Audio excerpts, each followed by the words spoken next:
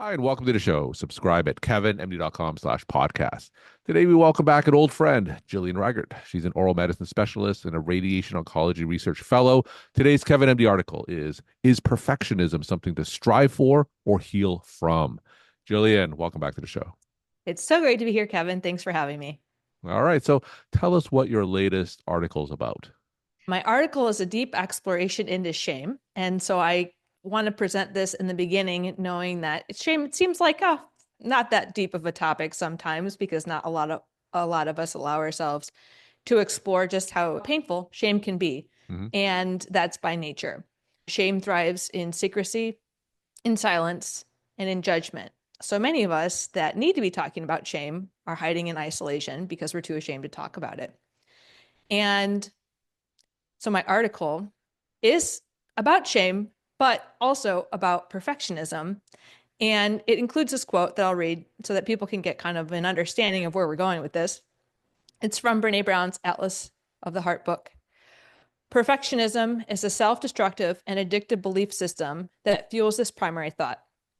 If I look perfect, live perfectly, work perfectly, and do everything perfectly, I can avoid or minimize the painful feelings of shame, judgment, and blame.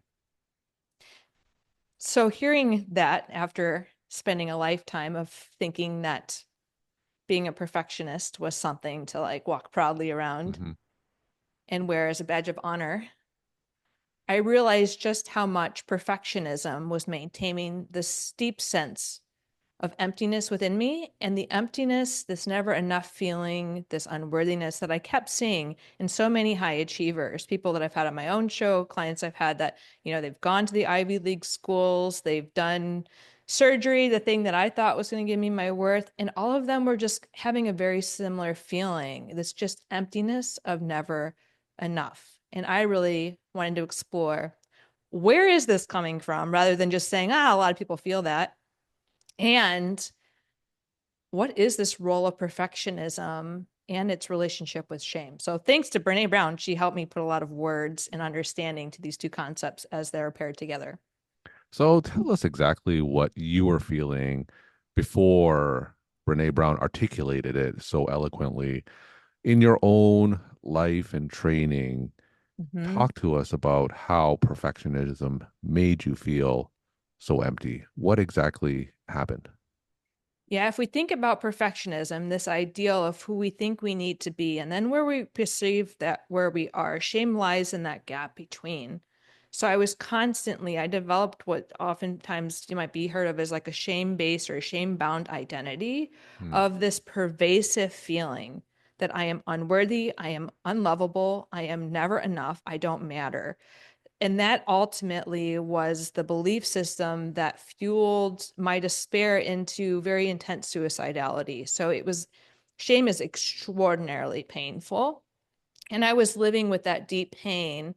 And people kept saying, I wish you could see yourself like the way other people could. And I just kind of shrugged it off, right? Mhm. Like humility, I guess, right? Like, but I was empty, just this like pervasive emptiness. And I felt this chase in order to calm that or quiet that feeling of emptiness was if I could just do this more perfectly and just work harder and just do more and be better, that I will quiet that noise. And it just kept becoming louder and louder. And I was more and more exhausted from just continuing to push for more. Now, what happened next once you identified that and made that connection between perfectionism and shame? How did you come out of that? What did you do next? Yeah, I think it's really important to say explorations of shame and self compassion can have this backdraft effect. So when I first was like, oh my gosh, this is like it's toxic shame. And then, of course, I dove in all this research about Yeah. toxic shame and opened the books and took some courses. And this was recently. Hmm. But I spent a week on the floor, like just, I was absorbing this, but like felt like death. And so I want to share what I think is important when exploring shame, at least was important for me, was had I explored shame during my acute crises years ago, I think that would have put me into a crisis state I think what allowed me to explore shame now and keep myself safe was I have developed self-compassion in a way that I could be there with myself and know that these shame-based thoughts were thoughts I was having and Mm-hmm. not fully me. I could separate myself and the experience and be there in a way that was supportive of what I needed at that time, which was like love and compassion Mm-hmm. and like nurturing. And I have a community who I could lean on, who loves me unconditionally and authentically. Whereas back in surgery, I felt very isolated. And I think that could have set me up for a lot of problems had I explored the shame Mm-hmm. then. So, yeah. So that's just to say, when I first opened up my eyes to this, I felt a lot worse. I really had, when you sit with the feelings, any feelings, it can bring up memories of those times where you felt similarly. Those emotions that feel more pleasant and energetic, and those Mm-hmm. emotions that feel more unpleasant and low energy. Like if you are allowing yourself to sit with them, often what happens is we recall all those times that we felt that way. So I was being flooded with memories of when I felt shamed, when I felt enough, those times where I was acutely suicidal and thought I would never be able to be enough and didn't matter. And so I think ultimately it was important for me to sit with that because I think just like burnout, I think Mm-hmm. burnout oftentimes is overused when we're really referring to moral injury, spiritual crises, existential crises, PTSD type responses. And where that does a disservice is if we're naming the wrong thing, then our solutions are not directed into the right healing modalities. So, because I was able to sit and explore and get to the bottom of this toxic level of shame and where it likely often originates, I could find the resources to say, okay, what's the true antidote to shame? Because it's not perfectionism. Mm-hmm. So what is it actually? And what I realized is how much medicine is very shame based, and it often perpetuates the same by putting stigma on struggles and also putting people into this place where they isolate, they're in secrecy, and they're judging themselves, which fuels shame. Where the antidote is connecting with people, which huge shout out to your platform, because then it reminded me of the times that I released the shame, which was one huge time was that I risked my career to save my life article that saved my life just sharing the article, because that's what actually originally broke me out of that deep level of shame and started catalyzing my healing. So huge shout out to you. And so it brought up all those things of when I felt shamed and when I was able to release it, and it reinforced the solutions and the evidence of that connection being accurate. It's like, yes, I did share my article, and it brought so many people into my life who provided empathy and who could see me, and they shared their stories. So again, the antidote to shame is connecting with people who don't provide you more shaming words, but provide you empathy. And internally, it's self-compassion, but shame is really a social feeling because it comes evolutionary from this, like if you do something wrong, you can get rejected Mm-hmm. from your community, but now it's been weaponized against us in ways that make it more toxic. I love that framing about how you said medicine is almost a shame-based profession. If doctors in training and physicians are anything less than perfect, chances are that they're going to have a shame-based response. They're not encouraged to show vulnerability. They're not encouraged to seek help. And I think a lot of that perspective and a lot of that attitude in medicine is leading to moral injury, is leading to burnout, and is leading a lot of physicians, frankly, to drop out of medicine. And like you said, platforms like the one you have, your podcast, and of course, what we're discussing here and on Kevin MD is, I don't want to say normalize shame, but I want to say that it's a safe space to connect with others who are definitely going through the same thing that you are.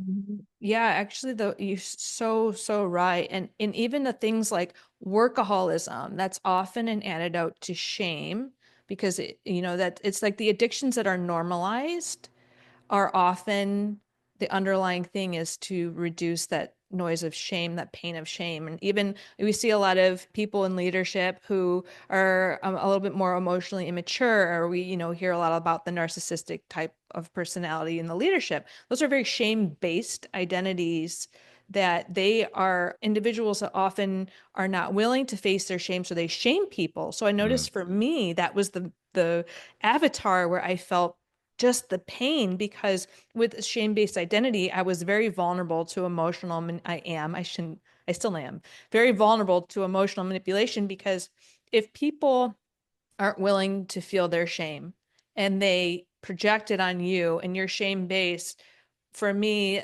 that made me, and they could very much easily emotionally manipulate me, because they're leveraging my own internal shame in order to control me, because they don't want to feel their own shame. So it's just interesting for me once I realized that the vulnerabilities that I have from shame being such a very much ingrained in my identity, that people could really use it to weaponize me, because they were just making those beliefs I had about myself a lot louder, and they saw that I was vulnerable to that. So in observing my vulnerabilities, I can then protect myself better, because I'm like, oh, I can see that that's that person, and I can feel what's coming up in me, and I can say, and it's also not true.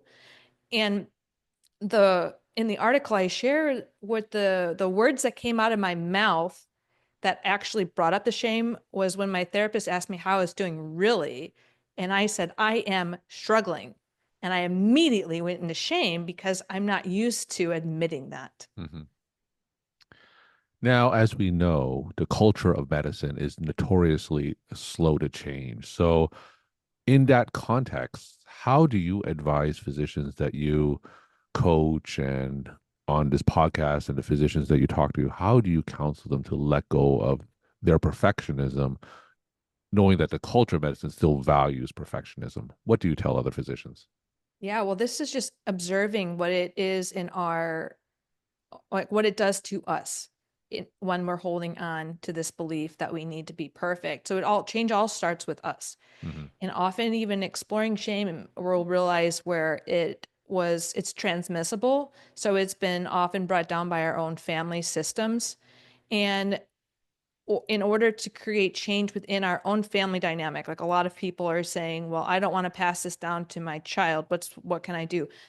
I feel the best thing we can do is to heal the toxic shame within ourselves. Like Mm-hmm. truly, we are the change. And then for me, it's seeing which aspects of medicine am I able to stay in, because people are noticing that the moral injury is being created by staying in aspects of medicine where the values are just clearly misaligned with what truly matters to them, which is leading to them to devastating states of illness of the mind, body, and spirit.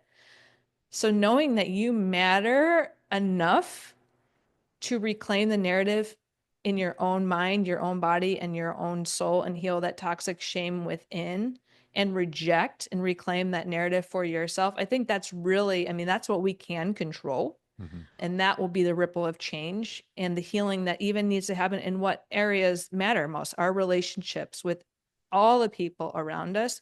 And I've been on your channel before. I almost died from anorexia. I sat on my hospital bed. I was very alone.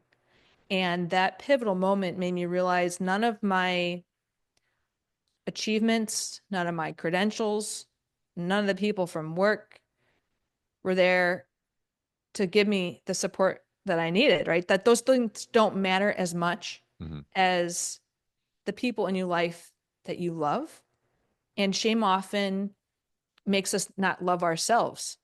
And so that's where we start. We love ourselves enough to do this work, to release ourselves from the toxic shame. And then the culture changes as quick as it can, but also we reclaim our lives in the meantime. We're talking to Jillian Rigert. She's an oral medicine specialist and a radiation oncology research fellow. Today's Kevin MD article is perfectionism something to strive for or heal from? Jillian, as always, let's end with some take-home messages that you want to leave with the Kevin MD audience. Yeah, first, exploring shame. We know that shame comes from a lot of trauma. So first, if you're going to explore shame, No, I would love to normalize that it can get worse before it can get better. So making sure that we are adequately resourced.